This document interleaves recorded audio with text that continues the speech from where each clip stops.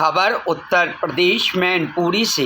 विपक्ष उसी दिन सुप्रीम कोर्ट चला गया क्योंकि वक्फ बिल जो है वो सीधे सीधे संविधान का उल्लंघन करना है। हमारे संविधान में जो मौलिक अधिकार है वे संविधान की आत्मा है। उसे मौलिक अधिकार में 14 से शुरू होते हैं। उससे पहले का आर्टिकल लिखा हुआ है 13 में किस अध्याय के अंतर्गत किसी भी अधिकार को अगर छीना जाता है, संशोधन किया जाता है, वो कानून आर्टिकल 26 में ये स्पष्ट मौलिक अधिकार दिया गया है। तो संविधान द्वारा गारंटेड है कि धार्मिक स्वतंत्रता के रहते हुए ये जो धार्मिक क्रियाकलाप है, शिक्षण संस्थाएं हैं, उनको माइनॉरिटी को उनका पूरा प्रबंध करने स्वयं अधिकार है। उसमें किसी भी तरह का कोई भी हस्तक्षेप होगा तो गैर कानूनी होगा। मुजफ्फरनगर में वक्फ बोर्ड बिल पास होने पर लोगों ने काली पट्टी बांधकर किया विरोध। जिन पर मुकदमा दर्ज हुआ, जिस पर बोले राम गोपाल यादव मुकदमा लिखना आम बात हो गई। अब हम इस सड़क से निकल जाए तो मुकदमा लिख जाएगा। आज हम यहाँ शादी में आए तो इस पर मुकदमा लिख देंगे क्योंकि लोग ज्यादा इकट्ठे हो गए। यही तो डिक्टेटोरियल गवर्नमेंट है, कोई सरकार थोड़ी है। सोमेनिया राणा के खिलाफ नोटिस जारी होने पर बोले राम गोपाल यादव, मैंने संसद में बोलते हुए स्पष्ट सेंटेंस कहा था कि हम धीरे धीरे डेमोक्रेटिक स्टेट से टोटलिटेरियन स्टेट की तरफ बढ़े। टोटलिटेरियन स्टेट होता है जहाँ विपक्ष का विरोध सैनिक इच्छा नहीं होती तो अपोजिशन नथिंग व्हाटसोएवर। समाजवादी का स्टैंड हमेशा उनके खिलाफ है।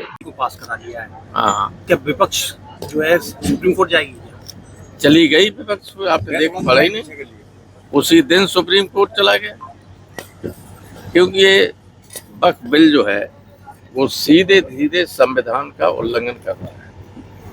हमारे संविधान में जो मौलिक अधिकार है वो संविधान की आत्मा है। उस मौलिक अधिकार में जहाँ से शुरू होते हैं, 14 से शुरू होते हैं, उससे पहले एक लिखा हुआ है आर्टिकल 13 में, खंड 3 में ये सब है। इस अध्याय के अंतर्गत किसी भी अधिकार को अगर छीना जाता है, संशोधित किया जाता है या सीमित किया जाता है तो वो कानून अवैध होगा। और आर्टिकल 26 में ये स्पष्ट मौलिक अधिकार दिया हुआ है जो संविधान द्वारा गारंटेड है कि धार्मिक स्वतंत्रता के रहते हुए ये जो धार्मिक क्रियाकलाप हैं, शिक्षण संस्थाएं हैं, अन्य हैं, उनको माइनॉरिटीज़ को उनका पूरा प्रबंधन करने का स्वयं अधिकार है। उसमें किसी तरह का कोई भी हस्तक्षेप होगा तो गैर कानूनी होगा। मुजफ्फरनगर में इसका विरोध किया बिल को लेकर, उसमें कई मुकदमे लिखे गए, काली पट्टी बांध के इन्होंने विरोध दर्ज किया। भैया मुकदमा लिखाना तो आम बात हो गई, काली पट्टी छोड़िए, हम लोग इस सड़क से निकल जाए तो क्या मुकदमा? इन्हें क्या पता? हम बोले बता अब देश के यहाँ शादी है, कार्यक्रम है, बोले यहाँ आदमी ज्यादा इकट्ठे हो गए, मुकदमा कायम कर दें। ये तो अब एक डिक्टेटोरियल गवर्नमेंट है, यहाँ कोई सरकार थोड़ी है। सोमैया राणा को हाउस अरेस्ट किया गया, उसके खिलाफ नोटिस जारी किया, व्हाट्सएप पे नोटिस की इंफॉर्मेशन दी है। आप देखिए कि मैंने संसद में इस पे बोलते हुए सेंटेंस कहा था कि हम धीरे धीरे डेमोक्रेटिक स्टेट से टोटलिटेरियन स्टेट की तरफ बढ़ रहे हैं। कहा था कि नहीं कहा था? टोटलिटेरियन स्टेट होता है जहाँ विपक्ष का विरोध को सहने की कोई शक्ति नहीं होती है। किसी गवर्नमेंट में कोई इच्छा नहीं होती है, उसको सहन ही नहीं कर सकते। वो no opposition nothing whatsoever. Samajwadi party का क्या स्टैंड?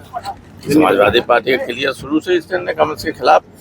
अब तक जितने भी चुनाव होते रहे उसमें हमेशा समाजवादी पार्टी आरोप लगाती रही है। जिन लोगों के पक्ष में वोट दिया वो सब बीजेपी समर्थक। क्षेत्रीय पार्टी कह रही थी कि हम विपक्ष के साथ हैं। नहीं, उसमें केवल 2 ही पार्टियां थी और कोई नहीं।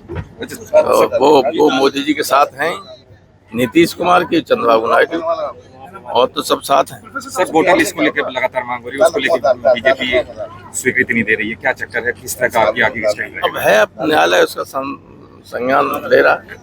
देश में सबसे ज्यादा विकास रोजगार की बोल रहे हैं, अब सिर्फ धार्मिक मुद्दों पे राजनीति हो रही है। जब कोई गवर्नमेंट जनहित का कोई काम नहीं करती है तो लोगों का ध्यान भटकाने के लिए इसी तरह के मुद्दे सामने लाती है। स्थिति ये है कि परसों जसराना के कुछ लोग आए थे हमारे पास, महिलाएं थी जो कह रही थी कि हम लोगों की स्थिति ये है कि भूखे शाम को सोना पड़ता है। मैंने कहा जो गवर्नमेंट देती है? बोले गवर्नमेंट देती है, उसमें कोई पढ़ाई लिखाई, बच्चों की दवाई, ये कैसे थोड़ी चल सकती है?